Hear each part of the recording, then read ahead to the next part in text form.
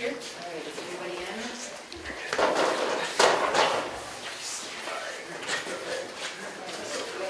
Do you want to come this way a little bit? Okay. Hi, everyone.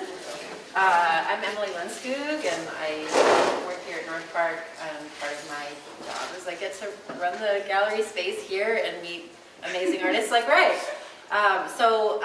When I met Ray Madrigal, who we're sitting next to here, and came across their work, it was immediately clear that I was encountering somebody who was understanding and continuously questioning. We can just keep giggling. Thank you. Like continuously questioning the objects that are around us, the power that they have to both shape our lives in positive and negative ways, right? And how doing what an artist does, which is have attention and thoughtfulness and a dedication to being perceptive, we can like take the reins and shape our realities in a more positive way and make sure that these objects do that for us, right? And just be more intentional about what we surround ourselves with, right? And questioning our environment. So I was so happy, and this is sort of can be an encouragement to students who are going to have to like reach out to artists to talk to them, that like reaching out to Ray has been nothing but a gift, right? And nothing but an affirmation that it's always worth it to just like reach out to someone who you feel like you will connect with, right? And feel like their work is doing something that means something to you. I'm going to get emotional. I'm very tired, but sorry. So anyway, these are the things that I suspected to find here in Ray and their work, and it's been confirmed over and over again. So there's more to say, but I'll leave it to like the Q&A and discussion to sort of develop that stuff. So let me just do a formal introduction of Yo. We can just squirm. Okay, so Ray Madrigal is a third-generation Chicanx lesbian and maker. Their work is concerned with worldly details and how elements of the everyday might be studied to benefit the vibrant queer survival. To the benefit of vibrant queer survival. As a descendant of immigrant farm laborers, Madrigal strives to take nothing for granted in an increasingly unlikely life. They hold a BFA from the School of the Arts of Chicago, and were named Home Depot Associate of the Month from October 2020 through February 2021, which actually is in the work. So their work has been featured by the Carnegie Museum of Glass in New York and the National Museum of Mexican Art in Chicago. So let's welcome Ray. Thank you all for coming. This is a lot of beautiful faces. Materials are often how I first approach meaning making, so I think that could be a good place to start. These works are made over long periods of time that are actually many smaller pieces stitched together. For the drawings especially, I harvest those small pieces of time out of downtime while on the clock at my day job. The drawings are also rendered with cheap mechanical pencils and printer paper, which are all borrowed from that same day job. That's coming from the idea that wage labor occupies a huge portion of our very limited days, especially if we are people who lack the support of generational wealth or demographic dominance. Working artists have to be very creative in how we continue our practices within the demands of late-stage capitalism. For me, lately, that's taken the shape of making work with materials that I can source through my day job and drawing on the clock. Using time when I'm at work, it's time that moves slower than time that's more my own, like time spent in my own apartment or in my own studio, which is also in my apartment. And it gives me permission to render detailed images that I might not otherwise have made time for or been able to focus on. Time that used to flow out of me unregistered while on the clock becomes my own again when I draw, documented in these very delicate and wispy sheets of paper. I'm excited by how intricate this approach allows me to get, and by how much it slows the act of drawing for me, which used to happen all in a rush between shifts. I consider this use of work time a small and maybe petty, but emotionally fulfilling way to nudge at systemic scales which tip so far in favor of distant and inhumane entities. So that's a lot of talk about labor, which to me is inherently connected to safety. I'm convinced that the way we work and the way we survive go hand in hand, especially in a culture that values people for their productivity. I'll speak for myself here. Since the Mexican immigrant side of my family did not have the financial or social capital needed to create security for themselves in the States, that was something that they pursued with their labor. They became migrant farm workers and built homes out of cinder block and brick. They were and are deeply familiar with the intimate production of food and shelter, which are the fundamentals of our lives. I feel my position in this world is a descendant of that legacy, and it sort of haunts me in every job that I take and every object I make. I feel the need to ask, what does it mean to use myself and my time and my energy in this way?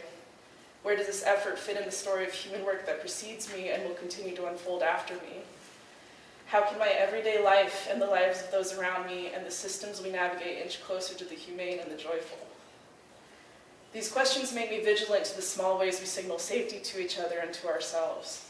Supposedly arbitrary dressings of everyday life, things like window coverings or wrought iron bars, hide keys, spreadsheets, candles, worry stones, and prayers. These are all phrases in a conversation about where and how one can live a good life. And like words, these objects contain different meanings for different readers. Something that signals safety to one person's body is designed to signal harm to another. There's something particular about safety that's kept me returning to it over and over again. I think it's that when we talk about safety, we're also having a parallel conversation about threat. Efforts to protect something always come with the question, from what? Our dominant culture encourages us to prepare for a variety of threats: thieves, trespassers, frauds, loiterers, freeloaders, and shoplifters. But there's a softer preparation unfolding as well in the spaces of the othered, a sense in queer, non-white, and broke groups of responsibility for each other's safety. An unpredictable but insistent flow of crowdsourced rent relief, shared meals, incensed rooms, clumsy good intentions, the same $20 Venmo back and forth, herbal remedies, carpools, living room acupuncture, music making, moving help, tenants unions, skin-to-skin contact, shared Netflix passwords, and partied-out catharsis, on and on. When I have needed them, these things have saved me. All this to say that making these pieces has allowed me to study others' attempts at safety in the same stroke with which I pursue my own. The act of making carves out for me a secure and self-possessed space, one I can access even while within a painful sight of misappropriated labor. I see this practice as a small-scale imitation of larger human attempts to build livable moments within a greater and often hostile reality. That's all I have written down.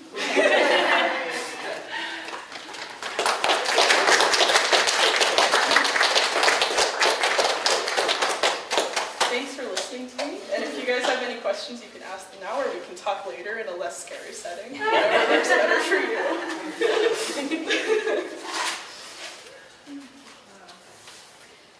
It's interesting, like one thing you talked about in your statement was the way that you're giving attention to the ways that other people are creating safety for themselves, right? And maybe there's some overlap too, right? Like paying your own bills, but also this work that you have to do that's sort of keeping track of whether or not like things have been done properly, right? Like it feels kind of layered, but I'm curious about, like, are you thinking about specific people, or are you thinking more of a sort of generalized other person when you're thinking about like other people making safety? I think I'm interested in kind of a full breadth of safety making, but specifically the efforts that are really small, because I'm deeply concerned with like bigger efforts, like I consider the border an effort of safety making on behalf of this dominant party that is the United States. But I, as a little person, don't have the capacity to study that in its full expanse, so I'm more interested in looking at like the little bricks, or like the spreadsheets that go into like scheduling people at the border, or going away from the border, like the spreadsheets that schedule people at like superstores, or these really small details that feel like nothing because we're constantly in contact with them, but when you zoom in on them and look at them, they start to look quite alien. and that's maybe the more hostile version of it, but I think I'm also interested in my own attempts at safety making, or the attempts of my friends who I feel like the queer people I admire like live like pulling a scarf out of a magician's hat. It's like, how are we still doing this? But we are. And looking at the like images of that kind of life, the small moments that build up a livable life. If that answers your question. Yeah. It does, and it makes me actually have another question, which is, so like some of these aren't about other people making safety, but like about structures that are put in place for, you know, like systems for corporations, right? It's like one thing, but like beware of dog on the back gate, like that's another, like that's a person. Like your neighbor. That's your neighbor, right? Exactly. And so are you thinking about those different scales a little bit too? And I think also seeing how the larger scale things filter down into individual people, because like this like shoplifting log that was at my job at Home Depot, like some individual person had to print that out and put it on the clipboard and give us a new sheet when we ran out. Right. And seeing the way these like the wishes of these entities are also fulfilled by the like little daily wishes of people. If that answers that. Right. Yeah. Right. Yeah. Thank you for asking. Yeah. Thank you for hearing.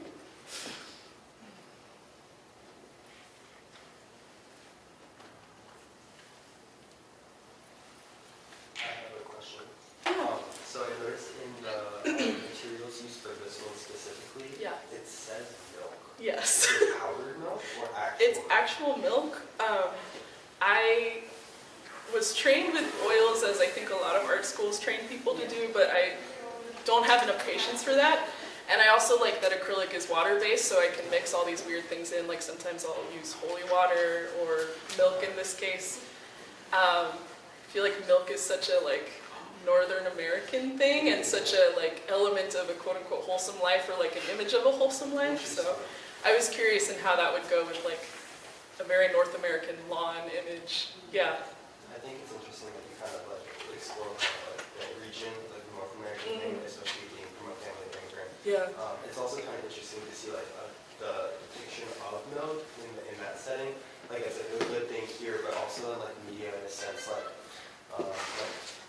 evil villains and stuff like that. You'll see them during the cup of milk in a sense like that. Right. It's like a big balance or like a switch of it. Totally.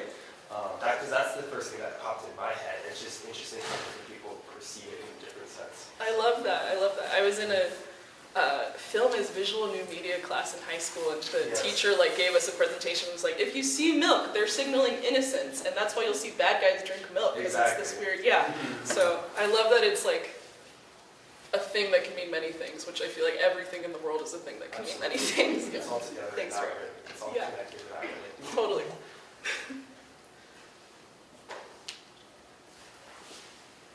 I have a question. Hi, Amy. So after hearing you talk, I'm thinking more about how art that is so rendered and representational is also a way for artists to ensure safety.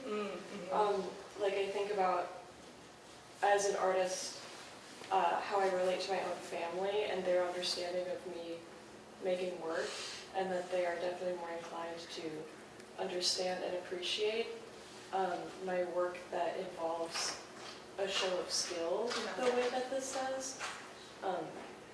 So anyway, I'm excited about that. But I'm curious about the way you chose to frame them, because they're not exactly framed, they're like placed on these bricks or on these surfaces in a way that's almost precarious. Yeah. So I'm just curious about Yeah. Can I talk about your first thing first? Because I think that's a great point, because I think sometimes when we're drawing super like referentially, it can be a form of defensive drawing, because I know that's the form of drawing that, like when I first started, it was the thing that got praised and encouraged, you know? And it's the thing that people don't ask as many questions about.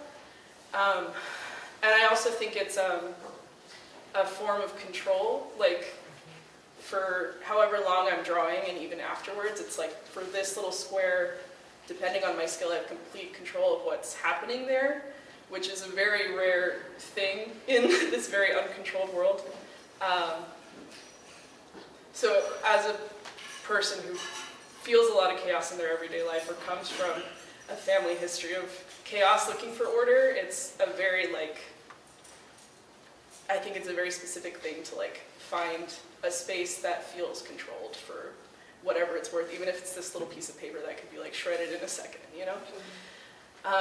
And for the frames, they're kind of a playful idea I've had kicking around for a long time. I was thinking about the way that my family either will the way people from my background will often end up in construction or some other physical labor element, and the way that that is an element of building safety, and this brick by brick image of having to start from scratch to build yourself a stable life. But it is still kind of stability is never permanent. It's you could work your whole life and still end up with not much to leave your kids, or so these frames feel similar to that in that it's this incredibly labor-intensive process to build them, but they aren't actually all that protective of the drawings. Even they have museum wax holding them on, which could even be damaging to the drawings. It's I don't know, kind of this, the idea of the frames that I love the most is that it's this intense struggle to get them to hold together and to get them to stay on the wall, and even then it's not that protective at all, and it just feels like a solidification of that constant pursuit of safety that's never really over. If that answers it. Yeah. Thanks, Amy. I think just expanding on that a little bit, even the way that they're attached to the wall, it feels like they, even though I can tell they're structured, it feels like they're about to fall off the wall. There's also no glass in front of them, so it's someone could touch it or damage it. So there's a tension just in the way that they're presented that is a little unsettling, but also feels like you're not keeping me away from it, you know? So you're allowing me to get close to it and also putting it out in a really vulnerable sort of space. I really appreciate that. Yeah. I think I'm attracted to humane methods, if that makes sense, very human oriented, and I think things can feel very distant, especially I studied so long as a painter and as a drafts person, and that's very formal, I'm on the wall like this and you are this far away from me, and there's a little laser that if you cross you get yelled at by the security guard. And I'm glad to hear that it feels maybe a little softer and a little more vulnerable. It feels generous, you know? I mean, really, it feels like a really generous way of allowing the viewer to have that experience, and also with the understanding that yeah, I mean, it could get damaged. It's not in a way where that's what it's about. So even though there's this meticulousness and control in the drawing, it's you're sort of letting that go in the way that you've presented it. That's such a nice comment. I also think it's so great that the thing we're invited close to look at is a fence or a piece of lace that's telling me to back off. So I think it's interesting that that even the apparently absorptive quality of the material, there's so much that is sort of vulnerable and lets us close, but then what we're looking at is a representation of something that says, back off. Yeah.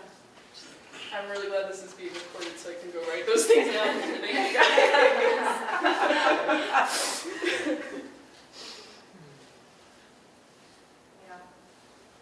Anybody else? Thoughts? Yeah, Hey. okay. Hi. I'd like to hear about the process with a mechanical pencil. Oh, yeah. Do you prefer using one now that you've used one for all these drawings, or? In some ways, yes, because you can make it such a tiny point. I have this piece of paper that I carry around in my pencil case that I'll just scribble on until it's the finest point, and I'll use that to get these really tiny moments of text. And there's also just a comfort in using really cheap materials that I can just pick up off the ground and no one cares about, because it's this very melodramatic comfort thing where it's okay, if I lost everything, if I lost my job, if I lost my apartment, I could still make interesting things and make this still contribute to this conversation that I'm having with myself and with other people. And it means that the human element of the drawing is maybe the more interesting thing than the like materials. Yeah. That's great. Thanks for asking. Well, I have one last thought. So you said you did all these on the clock, right? While you were at Home Depot. And I think that's such a universal experience where you're most productive when you're on the clock doing something you're not supposed to do. So, Yeah. I should clarify, I don't work at Home Depot anymore. I worked there for a little over a year during the like early pandemic days. It was a really interesting and informative time. And I've had a couple other cashier jobs since then, and now I work at maybe one of the cushiest jobs I've ever had. I work at the Old Town School of Folk Music, which is a really nice place to work. It's still a job in a system where you have to have a job to not die. But I'm lucky enough that I get some downtime at the desk, and that's been a great way to make peace. Yeah. Ray, do they know about your practice? I don't know. Well, my coworker Rachel's here. I'm hoping you won't tell anyone anything evil. We see you drawing. Yeah, everyone It's sees fine. me drawing. It's a place of artists, it's fine. Yeah.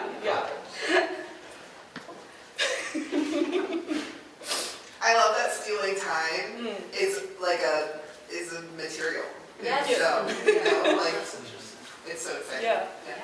I like troubling the idea of time theft a little because it's just such a funny thing to have invented, and when you Google time theft, the first like 10 things that pop up are like people who make time clocks trying to tell you that time theft is a problem so you'll buy their product. And then after that is like statistics on how like wage theft, which is companies not paying people, costs like 10 times that amount of money.